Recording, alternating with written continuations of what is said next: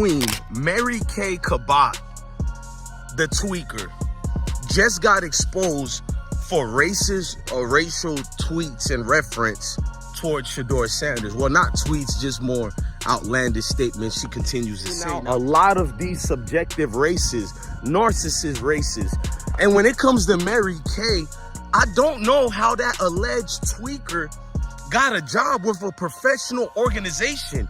Forget about football. It could have been IHOP. I wouldn't eat food over there with an alleged tweaker like that over there. She thought she was poking the bear. Turns out, she was jumping into the cage. Mary Kay Cabot kept lobbing shots at Shadur Sanders, but Browns fans finally had enough. One too many digs, one too many veiled jabs, and boom, she's out. Fired, roasted, ratioed into oblivion. Call it what you want. Was it her tweets?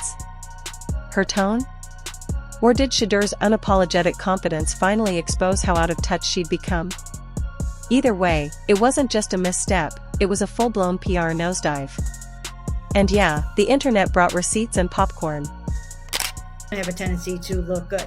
But then you've got two rookies who have also played a lot of ball. I mean, you've got Dillon Gabriel, who is very smooth and efficient. And I thought he was that way with the pre-snap stuff, even in rookie camp. He just had an unbelievable command of that kind of stuff. So I think that's going to be important, and we're going to have to see, can Shadur handle all of that stuff while learning a whole new scheme? These other guys have all had to pick up new terminology. If you're enjoying, please subscribe to the channel. It helps more than you think. This is the same city that once set jerseys ablaze over quarterback drama. Now it's combusting over Mary Kay Cabot's crusade to defend the league's draft day cold shoulder to Shadur Sanders. Lately, it feels like her full-time job is spinning excuses for why a QB with sharper stats, sharper reads, sharper marketing, and, let's be honest, sharper cheekbones somehow slid down the board like a rookie slipping on Cleveland black ice. So first of all, what stuff is she talking about that we gotta see if he's capable of handling? Okay? The list of things that she named for Dillon Gabriel, and I'm not taking nothing away from Dillon Gabriel because he does look good and I give him his respects, okay? He's doing his thing out there. The things that she listed for Dillon Gabriel, in which she said makes him look good, was efficiency, pre-snap stuff, and learning the scheme. And the fans? They've officially checked out. What started as eye rolls has turned into full-blown rage scrolls. At this point, folks would rather take football advice from a broken vending machine than read another half-baked think piece about how Shadur still has more to prove. Seriously, what hasn't he proven? The man's got pocket poise, throws with the accuracy of a laser-guided missile, and walks with enough swagger to make mannequins rethink their purpose. This message is for the NFL. Y'all thought y'all had done something by talking crazy and lying on Shadur, didn't you? Yeah. See, y'all don't know God. That's what it is. Y'all didn't know that y'all was messing with God's child, did you? Now it's all backfiring. See? Because he was never who you all said he was. He was who he said he was. He was who God said he is. See? That young man has never done anything to warrant the hate that you all put out on him. The lies that you all told about him. He didn't do anything to warrant that. While Shadur's out here dissecting defenses like he's reading bedtime stories to toddlers, Mary Kay's still flipping pages in the chapter titled He Needs Time. Time? The only thing that needs time is her takes, so they can fade into oblivion. Meanwhile, Emmanuel Acho looks like he's caught between a migraine and a meltdown. He's seen his share of bad football calls, but Cleveland turning to Kenny Pickett? Really? The same guy who throws like he's balancing a latte in one hand and regret in the other? Pickett couldn't hit a moving target in a Nerf war, yet here we are, watching Shadur sit while talent spoils like filet mignon in a gas station fridge. Corrupted as in, like, they don't, other people's opinion of you, like, they go based off their own, you know, so they don't have, 99% of hatred is, you know, towards Pops, and then I'm just his son. So it really just comes from that, and I told him that too. But you know, it just comes from him. It's almost like Cleveland gets nervous when something makes too much sense. You give them the most electric QB prospect in recent memory, and instead of lighting the league on fire, they break the lighter and blame the wind. And now here comes Mary Kay, cape fluttering in the wind, swooping in with the same tired justification: he's not ready. If Shadur's not ready, then what exactly is ready? Because the city's patience sure isn't. The fans have entered the 5 stages of sports grief, and they're stuck on rage. Every time Mary Kay opens her laptop, a Browns fan uninstalls the ESPN app. Every time she says development, a coach somewhere breaks a clipboard. And every time Kenny Pickett underthrows a 5-yard out route, Shadur's draft slide looks more like a crime scene than a scouting report. It's become a running joke, except no one's laughing anymore. The city that once begged for quarterback stability is now watching Shadur collect dust while Cabot doubles down like a blackjack dealer on a losing streak. She's not just defending the draft drop, she's writing manifestos about it. Meanwhile, Shadur's numbers at Colorado were cleaner than a monk's browser history. An NFL assistant coach spoke about Shadur Sanders to Tom Pelissero and said, "The worst formal interview I've ever been in my life. He's so entitled. Okay, he takes unnecessary sack. That's not an interview. He never plays on time. That's not a part of the interview. He's horrible, but he has horrible body language. He blames his teammate. The biggest thing, assistant coach, if you're on a team, you recommend that they don't take Shadur. But you don't gotta do this." But no, let's keep pretending a guy who ran a high-powered offense like a symphony conductor isn't pro-ready. At this point, it feels personal. Not analytical, not objective, just personal. Because how else do you explain the mental gymnastics required to keep defending Kenny Pickett while ignoring Shadur's stat sheet, skill set, and sheer gravitational pull? Shadur walks into a room and lights flicker. Kenny walks in and the thermostat drops. And Emmanuel Aiko? The man looks like he's one interview away from ripping off his mic and storming into the Browns front office with a PowerPoint presentation and a bat. He's done pretending this is a conversation. The man's entire demeanor says, "We've tried reason. Now we riot."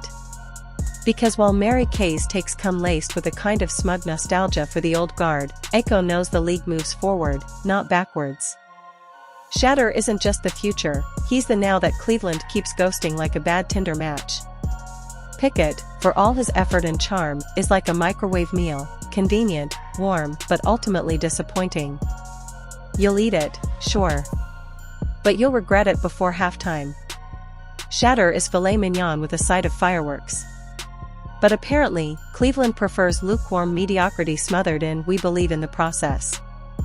They've been a big discourse was created over the weekend when draft expert tweeted lots of double taps and hitches from Shadur today. Andre Cisco said, "Boy, better stop patting that ball. We breaking all that early." All the expert, the DB told, "Oh, they pat no back. They go drive on that." Man, listen, they not driving on nothing. Quarterbacks have been patting the ball since the beginning of time. Sometimes the pat is for the timing of the actual throw, waiting for the receiver to get open. When John Elway throw that skinny route, right? Yeah. When you hit that 7-step, the ball is gone. Now, a play like that, there's no hitch and there's no pat because the ball's coming out on time. Right. You got a dig route. There's a pat on the ball. And here's the twist that's driving fans feral. Even the locker room knows who the real star is. You can't fake the way players respond. Shadur doesn't just command the offense. He owns it. He's the guy who makes wide receivers run harder, linemen block nastier, and fans care.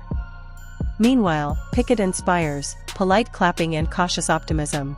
The kind usually reserved for a well-assembled IKEA chair. But no matter how many yards Shadur throws or defenders he breaks, Mary Kay finds a way to frame it like a fluke. It's almost impressive, the way she manages to twist phenomenal into concerning. She could probably watch him throw a no-look touchdown while solving a Rubik's Cube and still write, "He's flashy, but raw." At this point, the only thing raw is the public's patience. Fans are organizing memes, petitions, and hypothetical depth charts like it's their civic duty. It's no longer a debate, it's a full-blown movement. And Mary Kay? She's the mascot for everything wrong with the Browns' decision-making. Every tweet she posts now reads like a dare.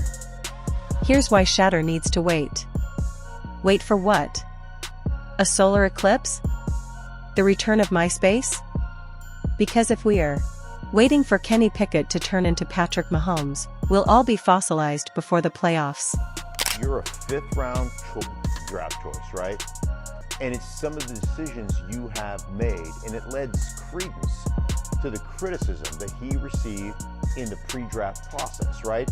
Didn't show up, prepared in meetings, didn't catch intentional mistakes, right? All these different little things that came out during that pre-draft process. And this is one of those situations, I was a 10th rounder. You're keeping your nose clean, you're making sure you do everything the right way because being a late round draft choice, he's a late round draft choice, a fifth rounder, nothing is guaranteed for you. At some point. And let's not pretend this is just about football. This is cultural. This is symbolic. This is Shadur representing a new era, flashier, smarter, more self-aware, and Cleveland being stuck in a Groundhog Day loop of "we just need one more year." They say insanity is doing the same thing over and over and expecting different results. In Cleveland, they call it team strategy. The absurdity has gotten so bad, even local bars are naming drinks after it. The Pickett special comes with 2 shots and a missed opportunity. The Shadur bomb? A guaranteed crowd pleaser, but it's only available on the secret menu. Because of course it is. Aiko's ready to burn the whole depth chart to the ground. You can see it in his eyes. He's not even arguing anymore, he's just waiting for reality to catch up.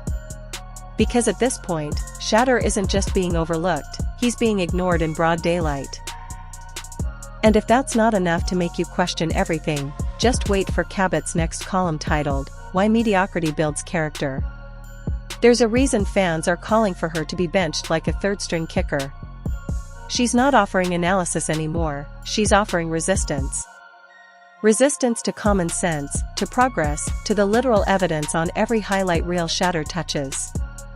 At this point, the only person still doubting Shadur is Mary Kay, and maybe Kenny Pickett's mom. Training camp, rookies and vets have officially reported to Berea, and to kick things off, Mary Kay Cabot predicts that Kenny Pickett will have the upper hand early in camp.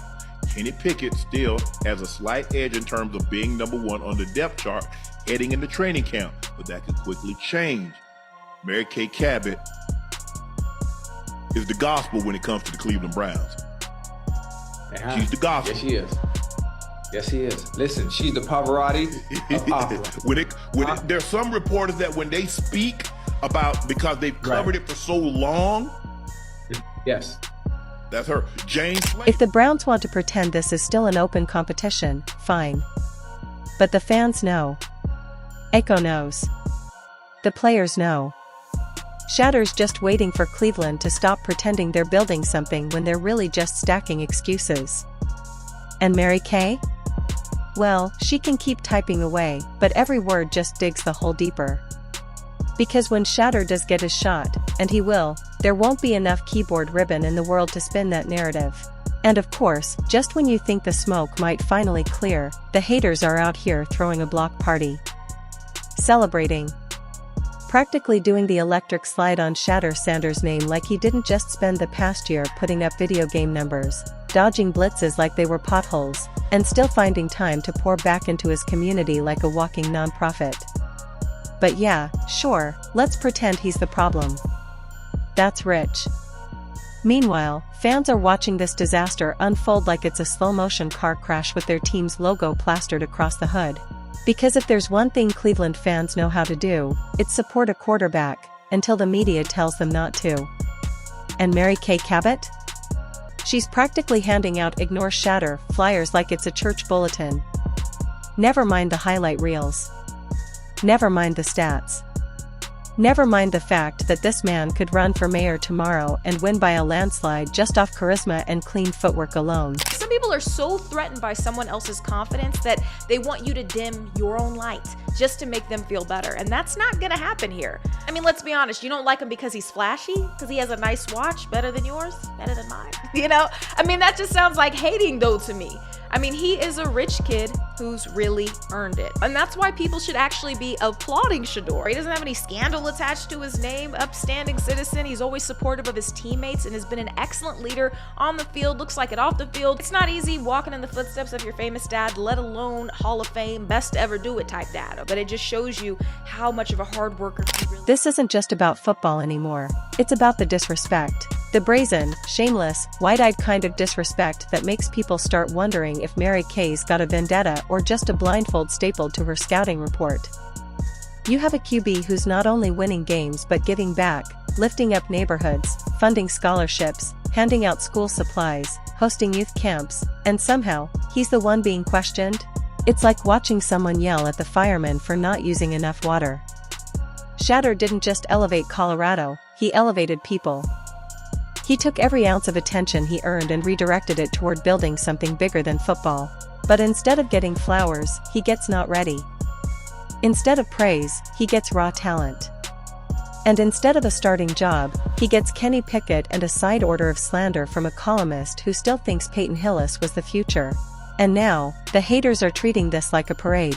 Oh, they love this. They've been waiting for this. They've been building anti-Shadur rhetoric like it's IKEA furniture, one confused screw at a time. All while fans are foaming at the mouth like someone just said Brady Quinn 3 times in the mirror. Because no matter how loud the cheers get for Shadur, there's always someone like Mary Kay popping up with a cold take that could ice an ankle sprain.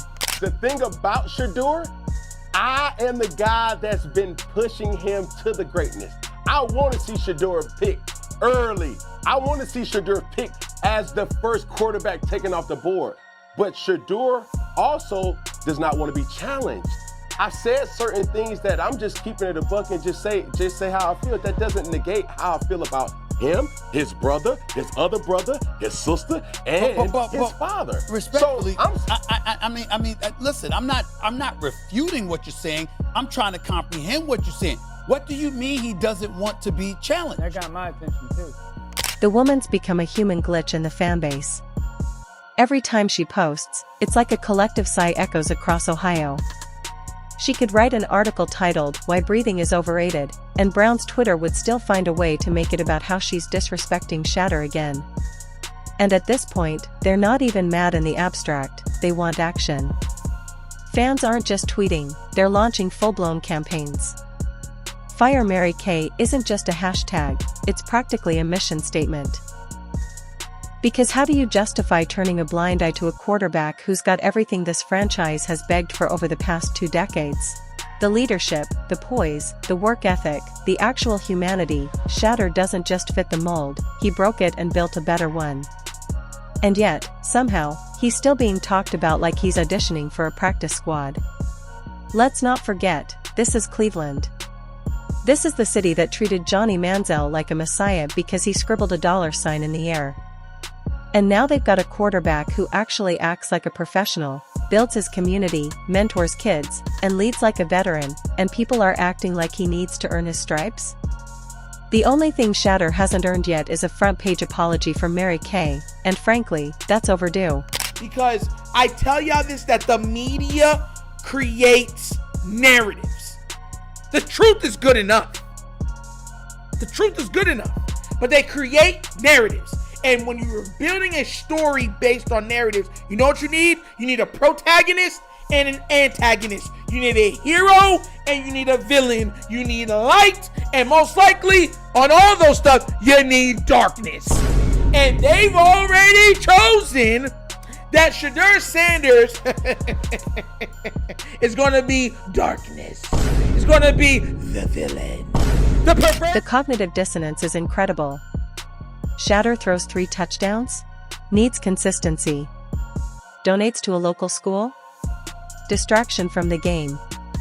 Hosts a camp for underprivileged youth? Focus on football. What do you want from the guy? Miracles. Because he's already out here walking on gridiron water while being treated like a backup plan. Fans are exhausted. They've seen this movie before, just with worse acting. Talented player shows up, media ignores the obvious, city gets divided, and by the time the franchise figures it out, it's already too late. This isn't just deja vu, it's deja doom. And the only thing stopping the Browns from becoming a full-blown meme again is someone having the guts to hand Shadur the keys before this turns into another chapter in the what could have been saga Cleveland fans know too well. Because let's face it, this team hasn't exactly earned the benefit of the doubt when it comes to quarterback evaluations.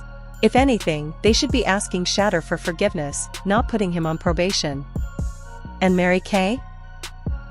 She's over there lighting rhetorical candles for every washed-up QB experiment while ignoring the bright, undeniable glow of the one guy who actually looks like the future. It's not just the fans saying it anymore, it's former players, analysts, even rival teams throwing side-eye like, y'all really not gonna start him? The only people still pretending this is normal are the ones too stubborn to admit they got it wrong. And instead of pivoting, they double down.